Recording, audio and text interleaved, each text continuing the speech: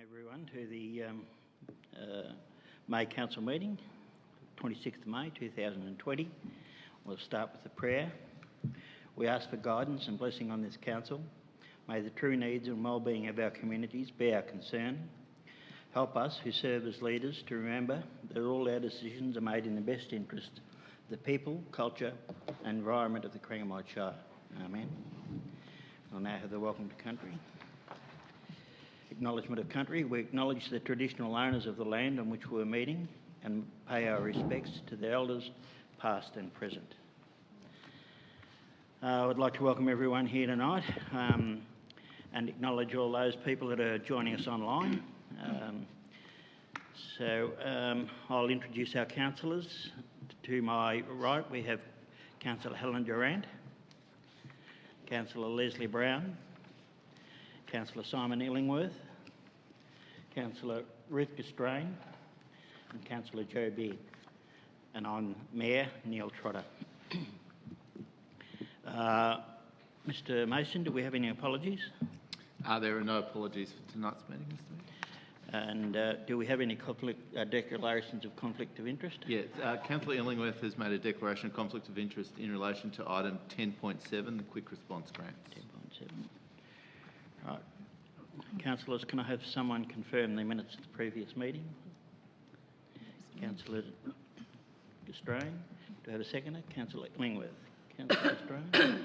Any comment? No, Mr Mayor. All those in favour? Carried. Deputations and presentations. Mr Mason. Mr Mayor, we do have a written deputation from Robert Reardon in relation to item 9.7, which is the diesel contract. That correspondence has been circulated to all councillors. Thank you. We'll move on. No committee reports. Planning reports. We have item 1.8. Planning Permit Amendment Application PP 2019-25, use and development of land for a service industry and caretaker's house, variation to use and site management and landscaping conditions. 1108 Cross Forest Road, Cobden. Mr Neeson, thank you. Thank you, and through you, Mr Mayor, I'd like to present Council with this report. For Planning Permit Amendment Application PP 2019/025A. The original planning permit was approved by Council in September 2019 and allows for the use and development of land for service industry and caretaker's house subject to conditions. The permit gives approval for a mechanics workshop and auxiliary residence. The amendment application now seeks to vary permit conditions which relate to on-site vehicle storage and landscaping by increasing storage to provide 10 registered and 10 unregistered vehicles and varying landscape requirements. Notice of the amendment application was given and Council has received 2 objections, raising issues summarised as permit non-compliance, use and site management, landscaping, hours of operation and amenity impact. The amended proposal to vary permit conditions has been assessed and is not supported, having regard to planning policy directions, site conditions and physical context, and potential for increased amenity impacts to adjoining properties. The original permit approved by Council was for a small-scale use to be undertaken with conditions in place to control the site and use management practices. Approval of the amendment will further intensify the use to a level not appropriate for the site and surrounding area. Issues raised within submissions have been reviewed and are largely supported. Council, as a recommendation has been provided before you. Thanks, Mr Mason. Councillors, the recommendation we have before you. I'll move Councillor Illingworth. Do we have a seconder? Councillor Beard. Councillor Illingworth. Thank you, Mayor. Yes, look, I felt that I had my arm sort of pushed halfway up my back last time.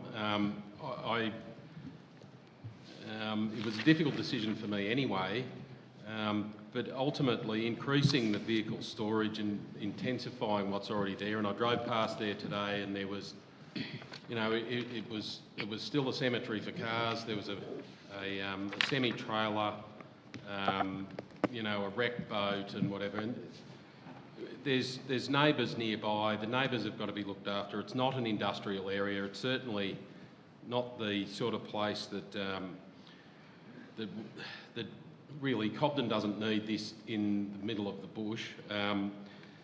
So ultimately, it's a fairly easy decision to recommend with the council recommendation here, which is pretty much saying no.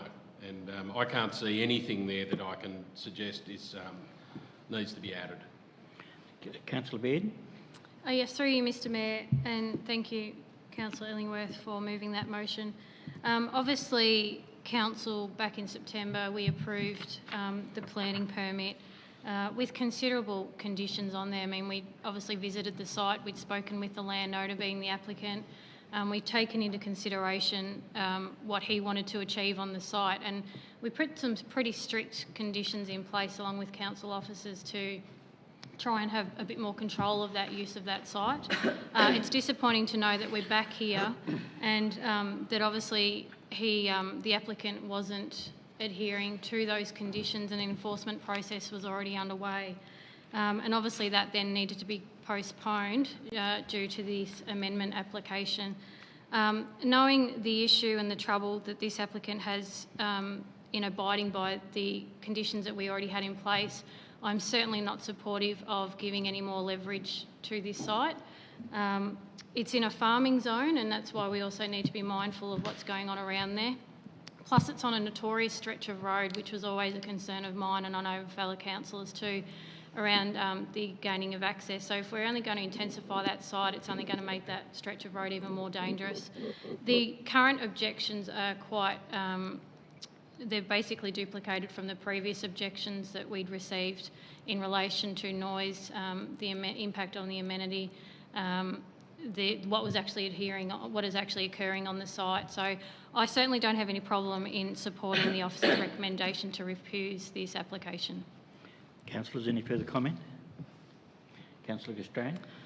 Thank you, Mr Mayor. I'll just make a quick comment and say that this was a difficult application, particularly for the applicant to go through the process, and he certainly came to me for some assistance after the original permit was passed. And I think it's been a good process in giving him some assistance with the amendment process. You know, planning can be very, very tricky for a lot of people, and particularly to the uninitiated. But I can't support the proposed amendment to particularly increase the number of vehicles on site. All this is going to do is intensify the use rather than provide a satisfactory outcome for neighbours' amenities. So I'm supporting Councillor Illingworth's motion. Thank you. Councillors, any further comment? Yeah, I strongly agree with the planning officer's recommendation to refuse the permit. The officer's report goes into precise detail while the application should not be supported. The original planning application had a number of conditions attached that the applicant was aware of and agreed to. And a short time later, we were asked to agree to a number of conditions that are contrary to the original conditions. And to some extent, the applicant's unwillingness to comply with some of the conditions from the outset. Planning conditions are not a piece of plasticine that can be moulded to suit the whim of the applicant or any other party. When conditions are attached, they are put in place for a purpose, and I'm supportive of the officer's recommendation. I'll put the motion. All those in favour? Against? Carried. We had unanimous vote with Councillor Durant, Councillor Brown, Councillor Illingworth, Councillor Beard, Councillor Gstrein and myself. We'll move on to Officer's Report. Item 9.1, naming of roads, features or locality policy review. Mr Neeson, thank you. Thank you, and through you, Mr Mayor, I'd like to present Council with this report on the naming of roads, features or localities policy review. The current naming of roads and streets policy was adopted by Council in 2017 and sets guidelines and a process for the naming or changing of names, changing names of roads, features or localities within the Shire. A review has been undertaken with only one change proposed, which is an update to ensure consistency with the Local Government Act 2020. The state government has recently announced a review of the naming rules for Victoria, with a report to be released in late 2020. A further review of this policy will be scheduled in June 2021. Councillors, a recommendation has been brought before you. Thanks, Mr Mason. Councillors, the recommendation is before you. Can I have someone move the recommendation? Councillor Brown, do I have a seconder? Councillor Beard, I think you were first. It's a race. Councillor Brown. Okay, through you, Mr Mayor. This is very much a procedural item, so I support the recommendation. Thank you. Councillor Beard. Yeah, through you, Mr Mayor. Nothing further to add. I just had a question. I'll put it on notice because I don't expect an answer now. But it's my understanding that roads can only be named after someone who is deceased. They can't be named after someone who is still living. So I'm prepared to wait to get an answer on that. But, We've got a Trotter's Road, haven't we? but I had one constituent that wanted the road renamed, and he was still living, and I think the answer was that you have to be deceased before you can get a road named after you, and I'd like some clarification around that. Thank you. Through you, Mr Mayor. I think we can provide that clarification. That is correct, but we will get back to you with a formal response regarding that. Thanks. I'll put the motion. All those in favour? Carried unanimously. We'll move on to item 9.2, Social Inclusion Policy Review. Mr Ray, thank you. Mr Mayor, thank you, and through you. Council has an existing social inclusion policy that was last reviewed by Council in April 2017. The policy has recently been reviewed by officers, and there are some minor changes proposed, and those changes are reflected in the version attached on a separate cover.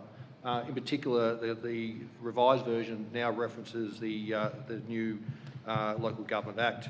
The policy supports Council in demonstrating that it's committed to promoting an exclusive and accessible community, and the recommendation that Council revoke the policy dated 2017 and adopts the social inclusion policy dated May 2020. Thanks, Mr Ray. Councillors, the recommendation is before you. Councillor Durant, do we have a seconder? Councillor Brown. Councillor Durant. Thank you, and through you, Mayor. This policy acts as an important guide to council decision making so that we consider the needs of all people living in our shire and make sure that our decisions are actively promoting and supporting those people who may not enjoy the same opportunities as others. This includes people who are experiencing disadvantage through disability, health issues, low income. They may be victims of family violence or come from culturally or sexually diverse backgrounds, or who cannot access the community because of isolation. We make decisions that can either increase opportunities for individual involvement and empowerment, or make decisions that do just the opposite, increase disadvantage and further isolate people from being involved and having their voices heard. Social inclusion is based on the principles of equity and equality, which I believe should sit at the core of our decision making. So I'm very happy to move the motion. Thank you. Thanks, Councillor Durant. Councillor Brown. Councillor Durant said that very well, and I agree with what she said. Thank you. Councillors, any further discussion? Yeah, I would just like to add, to me, there were two words that stand out in this review, and they were about dignity and respect, and treating others as you would wish that they would treat you. You can have all the guidelines and policies written down, but it's probably the personal intent that gives definition to this policy. So I'll put the motion. All those in favour? Carried unanimously. We'll move on to item 9.3, Investment Policy Review. Mr Ray, thank you. Mr Mayor, thank you, and through you. The policy before you this evening was last reviewed by Council in April or 2019. The policy has been reviewed, and given the short tenure of the existing policy, It's proposed that no changes are made at this time. And so the recommendation is for Council just to simply revoke the policy dated 2019 and adopt the investment policy dated May 2020. Thanks, Mr Ray. Councillors, the recommendation is before you.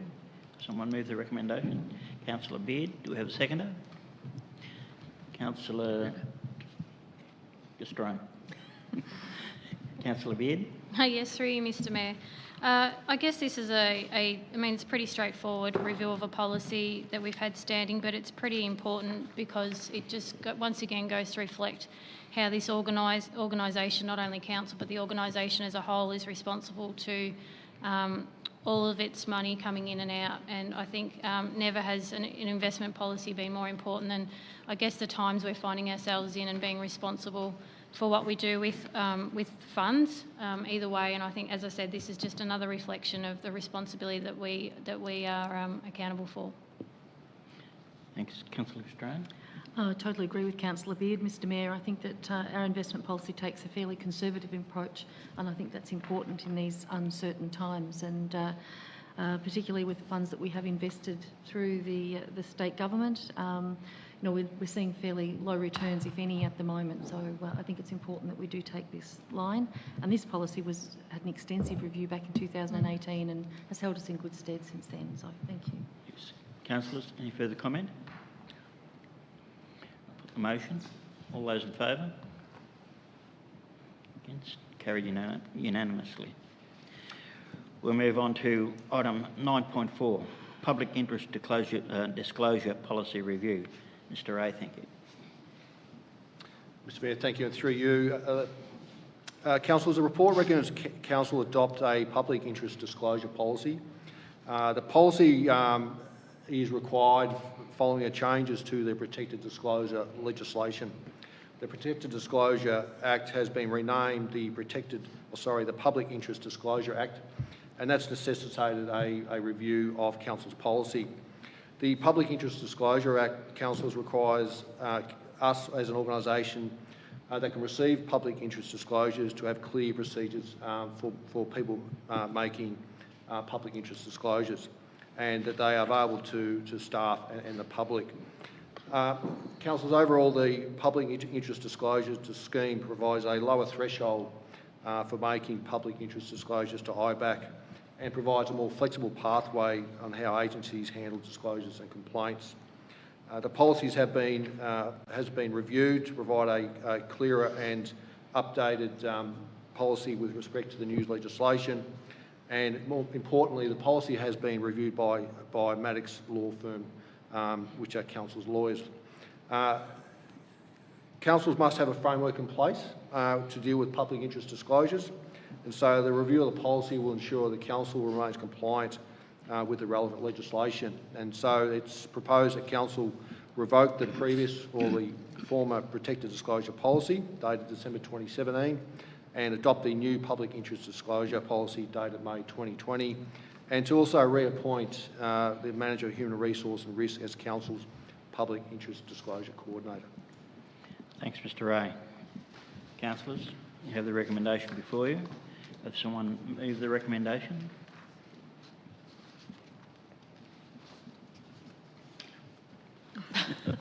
I didn't think we were going to get someone to do it. Looking. Councillor Gstrein, and seconded Councillor Brown. Councillor Gstrein. Sorry, who was it? I think it was That's me. Councillor Gstrein. Yeah.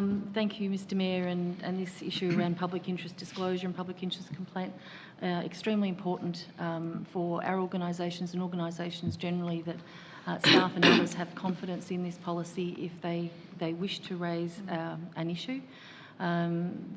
Reading through the policy, it really relates to the change of the legislation, so I'm quite happy to move it, Mr Mayor. Councillor Brown.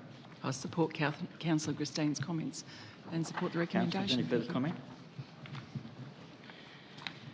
Yeah, I think it's a tightening of the legislation contained within the new Local Government Act, and it's I think it gives strength and increased transparency and accountability, and I think it's probably a worthwhile move. It's something that's councils have been grappling with, and in the last 12 months we've seen a few instances where some councils have come stuck because of the way they've behaved and had lack of transparency. I think so. I endorse this as well. So I'll put the motion. All those in favour? Against? Carried unanimously. We'll move on to item 9.5, corporate purchase card policy. Mr. Ray, thanks. Mr Mayor, thank you. And through you, the report seeks the Council adopt the corporate purchase card policy that's recently been reviewed by officers. The policy changes are minor only, and it's important that Council do adopt the policy because the policy applies to any councillor or officer who holds a corporate purchase card.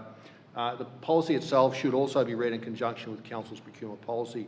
The policy has been reviewed largely in accordance with the review undertaken by the Victorian Auditor General's Office in 2019, and that review was in respect to fraud and corruption control in local government. The policy, or the report, also details Council's existing control framework with respect to use of corporate purchase cards, and so it's recommended that Council revoke the policy dated April 2019, and adopt the corporate purchase card policy dated May 2020. Thank you, Mr. Ray. Councillors, the recommendation is before you. Move Councillor Illingworth. Do I have a seconder? Councillor Durant. Councillor Illingworth. Thank you, Mayor. Credit cards are an efficient way for staff to purchase items on behalf of the council. It's a part of a tool, I suppose, much the same as a backhoe or a mower. Ideally, employees should never have to pay for council expenses out of their own pocket and then wait for a reimbursement. Employees are not the council's ATM. Conversely, council is not the employee's ATM either. Card use should be limited to unforeseen emergencies and purchases with absolute certainty of authorisation. If in doubt about the validity of a commingled or grey area expense, there should be a phone call made, and I don't think that's an unrealistic expectation. Some councils still allow their cards to be used first and the validity of the purchase debated later. That's not a particularly clever way to do it. The suck it and see method puts unwarranted pressure on managers and governance officers and auditors who are consistently then put in awkward situations and conversations about the integrity of the employee's purchases, and worse still, often have to claw back funds from a now disgruntled employee. If an employee, for example, has corruption or credit card misuse on their mind, continually allowing them to pressure test the credit card use and the boundaries or the audit process actually educates them, until eventually they find a loophole or a supplier that will provide a deceptive, omissive or entirely fake receipt replacing the word alcohol, for example, with meal. Credit card use shouldn't be ambiguous. It's high risk and we can improve, and as we do, we can continually improve if we want to. Councils will not evolve if the only question they ask themselves is what I am doing lawful. Whilst obviously it's important to put a credit card use under the fraud microscope, it's also critical that councils realise that the ratepayers use a much broader lens called ethics. I'd like to remind everyone that pre-COVID-19, the average Corangamite ratepayer's wage was under $40,000. I don't know what it is now, but I doubt it's going to be more. And that should give us a sobering realisation as to the use and why we should and shouldn't use credit cards.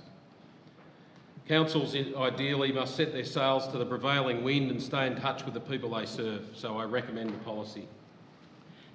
Councillor Durant. Thank you, and through you, Mayor. Being given the use of a corporate credit card is a privilege and also a necessary means of doing business. There have been numerous instances across Victoria where misuse of these cards has put individuals and organisations in the spotlight. The Victorian Auditor General takes no prisoners when it comes to identifying and reporting on fraudulent behaviour. A strong policy is the starting point, and this needs to be underpinned by processes that have ongoing and rigorous oversight.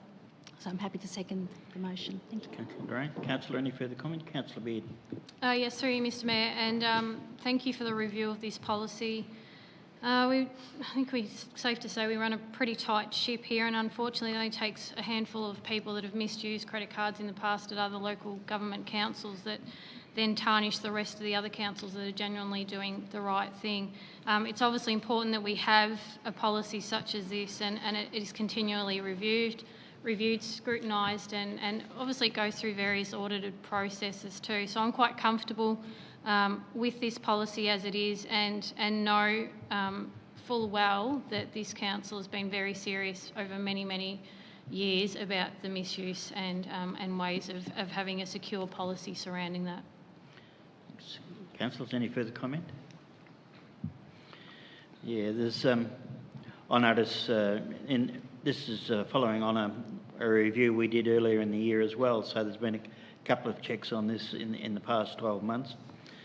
Some of that arose out of the audit process and from recommendations from the Auditor General's Department with regards to use of credit cards in Victoria. And I know that we have subjected greater scrutiny by the senior officer group to credit card expenditure, and it's followed out from recommendations passed earlier this year and recommendations from our audit committee. So I'll put the motion. All those in favour? Against? Carried unanimously. We'll move on to item 9.6, the lease agreement for the David Newman Centre, 20A Church Street, Camperdown. Ms Love, thank you. Thank you, Mayor, and through you, councillors, this report is to consider a lease agreement for David Newman Centre located at 20A Church Street, Camperdown, with Southwest Healthcare. The current lease commenced in July 2017 and is set to expire on the 30th of June this year. Council's property leasing policy guides the way Council administers the leases and licences of its property, and Southwest Healthcare and the lease arrangements have been considered and classified as commercial in use, and a commercial lease fee would be applicable. Similarly, the extent of community benefit Southwest Healthcare provide our community and the extent of work that they have undertaken on the facility has been considered, and a negotiated annual fee of $7,000 is recommended for Council's consideration. The recommendation is before you. Thanks, Ms Love. Councillors, we have the recommendation. Can I have someone move the recommendation? Councillor Gstrein, do we have a seconder? Councillor Durant. Councillor Gstrein. Thank you, Mr Mayor. As Ms Love just outlined, that this is certainly a valuable service that's being provided by Southwest Healthcare at the David Newman Centre, and they've used that facility now for close on 20 years. I think it's great that Council's leasing policy is flexible enough that can take into account the significant community benefit that's being delivered through that centre, and also the extensive works that have happened at the cost of Southwest Healthcare. So I think it's been a very fair assessment, and I'm happy to move the motion that the rent be an annual amount of $7,000, and we look at entering into a term of further 5 years. So I think it's a good outcome, Mr Mayor, and happy to put it on notice. Councillor Gstrein. Thank you. Councillor Durant. I have nothing to add, thank you. Oh, Councillor, any further comment? I'm sorry, through you, Mr Mayor, I believe it was Councillor Brown that... No, it wasn't. It was Councillor Durant. Sorry, I thought Councillor Brown was the one who seconded. Sorry. Councillors, any further comment? I'll just add that I agree with my fellow councillors, Gstrein and Durant, and I support the recommendation. Thanks. Yeah, I think a bird in the hand is worth two in the bush, as they say. This centre is a necessary part of the infrastructure for Camperdown. It's been there for many years. It services a need in our community and is very well utilised. Southwest Healthcare have been very good tenants and have carried out a considerable amount of maintenance and improvements on this facility. There is considerable community benefit in seeing this as seeing that this lease is renewed, and I support the officer's recommendation. I'll put the motion. All those in favour? Against? Carried. We'll move on to item 9.7, extension of contract 2017-010, supply and delivery of diesel fuel to council. Mr Love, thank you. Thank you, and through you, Mr Mayor. In 2017, councillors, we undertook a tender process to seek tenders for the supply and delivery of diesel fuel to our council depots across the Shire. The contract period was executed as a 3-year term with the option of 2 one-year extensions at the discretion of council.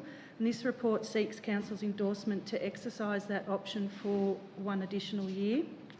Matthews Petroleum have performed and delivered on the existing contract and have agreed to an extension. Matthews did provide a competitive price at the time of tendering and have agreed to the similar terms. This includes an extension of a discount at the Bowser at Matthews service stations, which are locally based in CAMPERDOWN, Terang and Cobden. So the contract is for recommendation is before you. Thank you, councillors. Thanks, Mr Love. Councillors, have the recommendations before. Can someone move the recommendation? Councillor Beard. Through you, Mr Mayor, I'd actually like to move the recommendation, but with the removal of point 2, please. Right. Have someone second the amendment? Councillor Gstrein. Councillor Beard. Yes, thank you, and through you, Mr Mayor. Obviously, I move the recommendation which states the awards a 1-year extension to the contract with R&P Matthews Proprietary Limited from the 1st July 2020 to the 30th of June 21. This will then enable the new council to proceed with a new tender process rather than delegating the CEO the ability to negotiate a further 1-year extension to the current contract. I guess for me it's in light of the deputation that we did receive. Even though it was late today, we did receive it in time before tonight's meeting, so I wanted to take that into account, that it would be good for a new tender process to occur after the next 12 months. I'd also like to make note that the current contractor has delivered a satisfactory performance, and the rates and supply of the product is considered acceptable and within the budget, and I think that is something that we are impressed by at council. So we need to pay our dues to that contract and its rewards, and by extending it for another 1 year, I think is right within the contract as it stands. But as I said, I would like to see a tender process in 12 months' time. Councillor Beard. Councillor Gstrein. Nothing further, Mr Mayor. Councillors, any further comment? Put the motion. All those in favour? Carried unanimously. We'll move on to item 9.8, quick response grants. Mr Ray. Councillor Illingworth has a conflict of interest. He's leaving the room.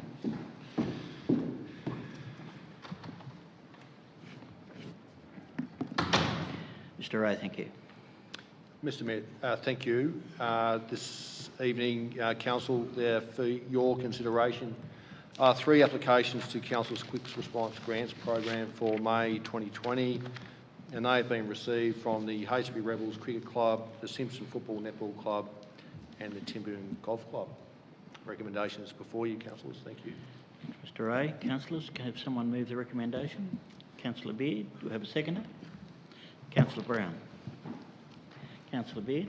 Yes, through you, Mr Mayor. Absolutely, as we all know, we love these grants, and that because obviously going out to a variety of clubs across and service groups across our shire, and obviously I think Councillor Illingworth was the one who put a spruik out at the last council meeting that we wanted some applications to come in thick and fast prior to the end of the financial year, which I can see obviously his coastal ward has actually done that, so I think he's now expended his funds. Certainly great to see local business support. I know the Hastings Rebels have actually got a quote there for their cricket balls to come from Sports Power here in CAMPERDOWN. I would like to recommend the Simpson Football Netball Club have got a great application in. The only thing we've always said is we'd love to support our local businesses as best we can where we can. So I suggest to them, and through you, Mr. Ray, if that's okay, if we can just perhaps give them a little bit of feedback that if they could try and support our local businesses for their equipment, the supply of their equipment, before having to source that at a bigger retail store, which is not within our municipality. I think that would be beneficial, particularly during these tough times where our businesses will appreciate any business they can. And the Timarin Golf Club, I think it's great that they're wanting to erect a practice driving net for multiple people to go and enjoy. We know coming into winter, and I know myself, when you're trying to play golf, the family are already getting a bit nervous because it won't be long they won't be able to hit the greens because it'll be too wet. So a practice net certainly makes sense, and it's great because everybody, all ability, can use that down there. So that's a great application on their behalf. So I have no problem in supporting these recommendations. Thank you. Councillor Beard. Councillor Brown. Oh, yeah, through you, Mr. Mayor. It's always good to be able to give some money to our local community groups, and I support this recommendation. Thank you. Councillors, any further comment? Councillor Gstrein. Thank you, Mr. Mayor. I agree with the recommendation that's passed, but I'll probably do a bit of spruiking. Councillor Illingworth, as Councillor Beard mentioned, did very well in getting a coastal ward activated last month. I'd just like to point out to clubs and organisations in the central ward that there's still $3,600 sitting in that fund, and you're able to apply up to 500. So at least 7 groups could certainly benefit, but you need to get your applications in very soon. So I would think before about the 10th or 12th of June to qualify. So if you've got any questions, give us a ring. But we really want to see those applications coming in and that money going to our fantastic local clubs and organisations. Thanks, Councillor Gstrein. Any further comment? Yeah, I think I did the calculation. There's 5,800 remaining in the budget allocation for this financial year. So if people want to make application for the remaining funds, they will certainly need to get their skates on. All the remaining funds will be returned to Council's revenue bin and on the before the end of June.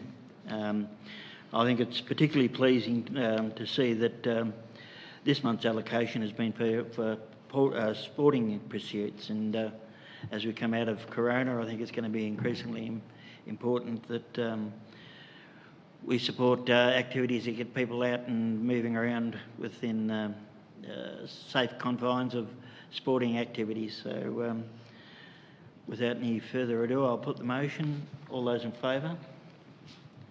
Carried unanimously. I'm having trouble with that word tonight. A tricky one. If we could bring Councillor Illingworth back, thanks.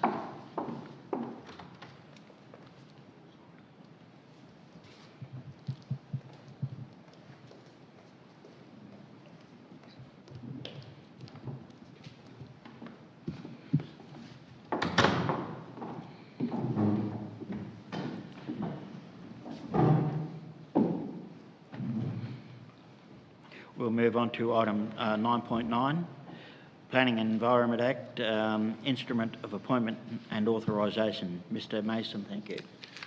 Thank you, through you, Mr Mayor. Authorisation of Council's Planning and Environmental Health staff is required under the Planning and Environment Act.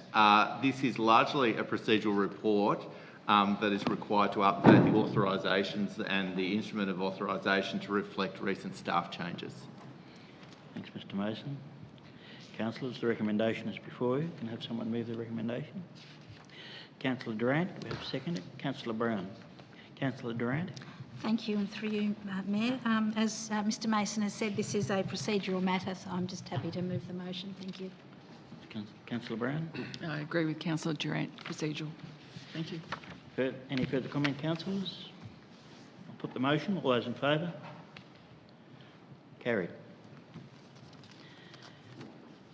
We'll move on to item 9.10, Records of Assembly of Councillors. Mr Mason, thank you.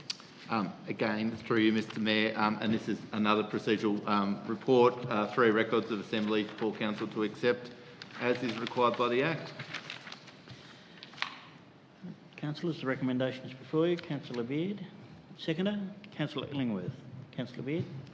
Yes, another procedural matter, but I will make note through you, Mr Mayor, that it's worth noting that as a council we have not, during these times, during the COVID restrictions, we have not failed to hold a meeting. So whether that be the way we are tonight or whether that be via virtual meeting, which we held for the release of our draft budget. So thank you to the officers that have supported us in still being able to meet and to make decisions as we were elected to do. I think it's worthwhile noting, because the easy way would have been to abandon our meetings, but we didn't. We've done our job, and I just want to make note that it's certainly been appreciated, and I would hope our ratepayers and community members would also appreciate the fact that we're able to still meet and do our business that we need to do. So thank you. Councillor Illingworth. Thank you, Mayor. It's much quicker when I do it, Joe. But I totally agree with you, and I think that it has been quite difficult, I have to say. But anyway, we've got through it, and I recommend it. Councillors, any further comment? Put the motion. All those in favour? Carried.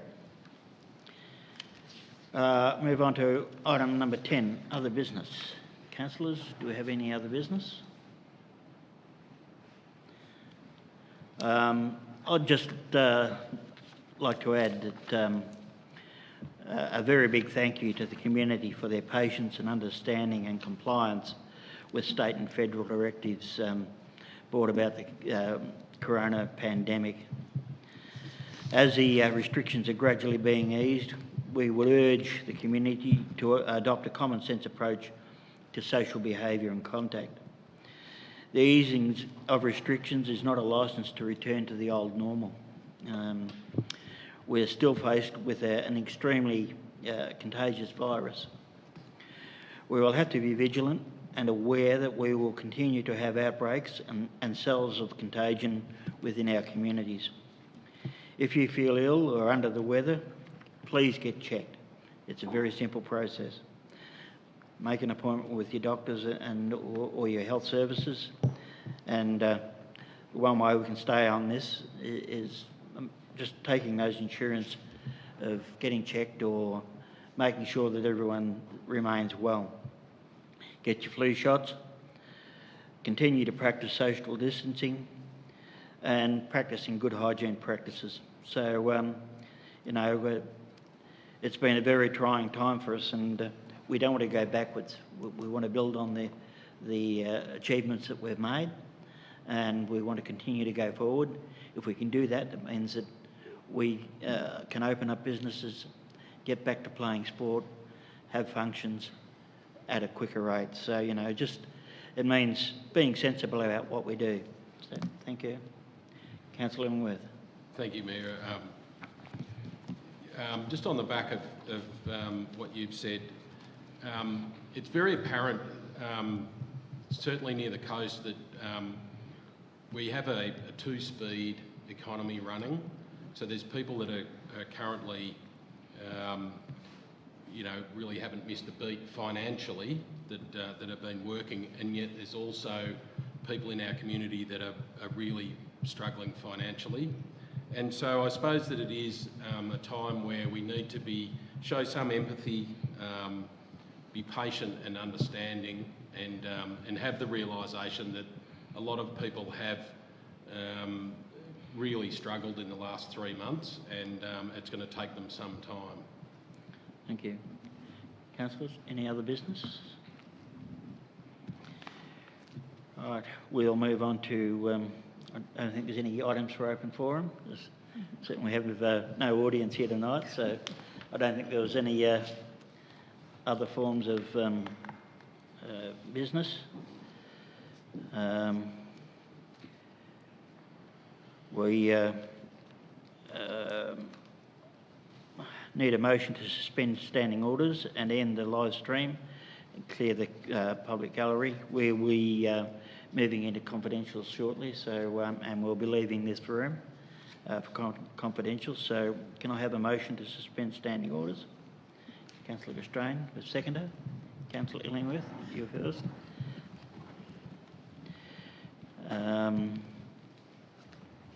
All those in favour?